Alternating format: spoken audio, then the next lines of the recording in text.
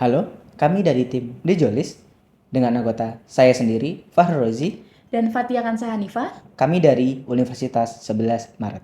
Di sini, kami akan mempresentasikan makalah dengan judul Analisis dan Pengaplikasian Fraud Diamond Theory serta langkah audit investigatif yang diterapkan pada bidang audit internal dalam proses pengadaan barang di luar pedoman atau SOP perusahaan. Di mana kasus yang kami bahas merupakan kasus yang terdapat dalam buku pedoman KBMK 2024. Suatu perusahaan di bidang perbankan keuangan memiliki kantor cabang yang sedang melakukan audit internal. Terdapat indikasi pada divisi IT dengan transaksi pembelian aset berupa hard drive untuk meningkatkan penyimpanan data nasabah di cabang tersebut. Nilai dari transaksi tersebut dianggap material tetapi masih dalam rentang yang wajar. Audit internal juga mendapatkan temuan bahwa voucher transaksi pembelian hard drive tersebut memiliki alamat vendor yang tidak sesuai dengan pedoman perusahaan. Kemudian, melalui kasus tersebut kami mengaitkan dengan suatu teori, yaitu Fraud Diamond Theory yang dikembangkan oleh Wolff and Hermansen pada tahun 2004. Dalam teori tersebut, terdapat 4 faktor mengapa seseorang melakukan fraud, yaitu pressure, opportunity, rationalization, dan capability.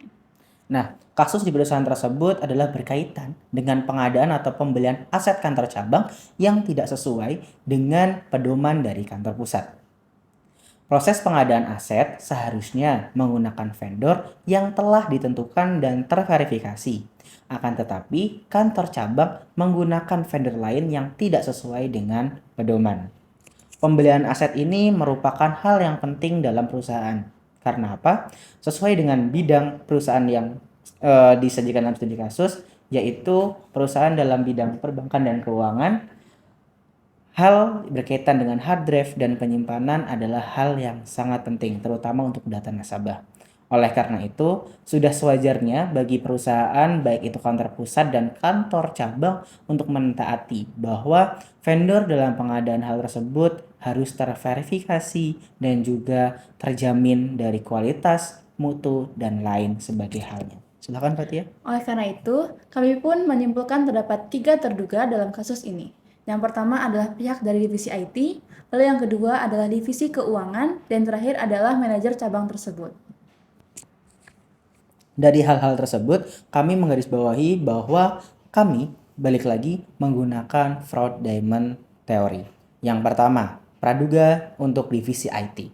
Divisi IT memiliki kapabilitas atau capability dan juga rasionalisasi ataupun rationalization karena sebagai pihak yang lebih mengetahui tentang kebutuhan IT. Mereka dapat membeli barang dengan dalih bahwa mereka yang lebih mengetahui vendor mana yang menawarkan barang terbaik. Hal ini juga turut akan berkaitan dengan divisi keuangan seperti praduga nomor 2 nantinya, keuangan dan akuntansi yang memberikan izin terhadap pembelian aset tersebut. Lalu pihak IT ini memanfaatkan kesempatan tersebut untuk membeli aset berupa hard drive karena kelemahan prosedur pengadaan barang atau aset di perusahaan. Kemudian, divisi keuangan dan akuntansi juga memiliki tekanan atau pressure dari manajer cabang ataupun kesempatan atau opportunity karena sebagai pihak yang dapat memberikan pertimbangan keuangan, merekomendasikan pengadaan aset dan salah satu pihak yang menyetujui penggunaan dana untuk pemulihan aset tersebut. Kemungkinan lain dari divisi keuangan akuntansi adalah lemahnya dalam pengendalian internal, terkhususnya dalam pedoman kantor pusat yang berkaitan dengan pengadaan barang atau aset. Lalu praduga kami yang untuk nomor 3 adalah manajer atau pemimpin kantor cabang. Nah, kenapa kami mencurigai? Karena kita tidak dapat memungkiri bahwa pemimpin cabang merupakan seseorang yang memiliki kapabilitas atau capability untuk meminta pengadaan aset, mengarahkan divisi di bawahnya, dan juga memberikan persetujuan. Faktor selanjutnya yang dominan adalah kesempatan bagi pemimpin cabang atau manajer kantor cabang. Karena sebagai pimpinan dari cabang tersebut dapat merekomendasikan vendor pengadaan atau pembelian aset mana yang cocok untuk kantor yang dia pimpin. Dalam hal lain, individu tersebut memanfaatkan jabatan dan kekuasaannya untuk menguntungkan ataupun memberikan suatu hal yang berkaitan dengan vendor tersebut, baik itu keuntungan, bisnis, dan lain sebagai halnya.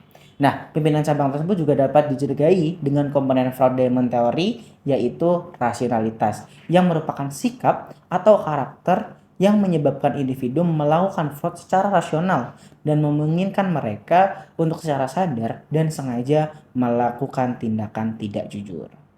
Oleh karena itu, dari analisis kami pun membuat langkah-langkah investigasi untuk mengatasi kasus ini. Langkah yang pertama adalah memeriksa bagaimana standar operasional prosedur perusahaan yang berkaitan dengan pembelian aset serta memastikan apakah terdapat pemisahan fungsi-fungsi otoritas untuk pembelian, pencatatan, pembayaran, dan pengelolaan aset. Lalu langkah yang kedua yaitu kita akan melakukan inspeksi melalui wawancara tanya jawab dengan pihak-pihak yang terkait, yaitu pihak divisi IT, divisi keuangan dan akuntansi, serta manajer cabang. Lalu yang ketiga, kami juga akan memeriksa dokumen-dokumen yang berkaitan dengan pembelian aset tersebut. Apakah sudah sesuai antara invoice, jumlah kuantitas harga, dan harga, apakah sudah sesuai dengan yang sebenarnya. Lalu yang terakhir, kami juga akan memeriksa vendor yang tempat pembelian untuk memastikan apakah terdapat indikasi bahwa vendor tersebut memiliki hubungan dengan pihak yang melakukan pembelian. Dari praduga kami dan juga analisis kami menggunakan fraud diamond theory, kami menarik hipotesis bahwa kami mengindikasikan bahwa telah terjadi fraud atau kecurangan ataupun pelanggaran pedoman standar pada kantor cabang terkait dengan transaksi pembelian aset oleh divisi IT yang mungkin juga turut berhubungan dengan divisi keuangan, manajer cabang, dan juga prosedur pengadaan barang atau aset secara keseluruhan. Kemudian, kami membentuk program-program audit untuk menjalani kasus ini. Di sini kami membagi menjadi 4 tujuan audit dan juga 5 asersi. Di mana tujuan audit ini yang pertama adalah pembelian dicatat dengan lengkap dan benar. Lalu yang kedua, prosedur pembelian sesuai dengan alurnya. Lalu yang ketiga, spesifikasi barang hasil pembelian sesuai dengan pedoman perusahaan. Dan terakhir adalah vendor pembelian sesuai dengan pedoman. Kemudian, kami membagi menjadi 5 asersi, yaitu eksistensi, kelengkapan, hak dan kewajiban, penilaian dan alokasi, penyajian, dan pengungkapan. Dari program-program yang telah kami susun tersebut dapat membantu ataupun dapat menjadi tools dan juga alat yang dapat digunakan auditor internal nantinya dalam pelaksanaan audit secara langsung. Diharapkan juga dengan keterangan, analisa, dan juga program yang kami susun dapat memecahkan masalah mengenai pengadaan pembelian hard drive di kantor cabang tersebut. Sekian dari kami, terima kasih.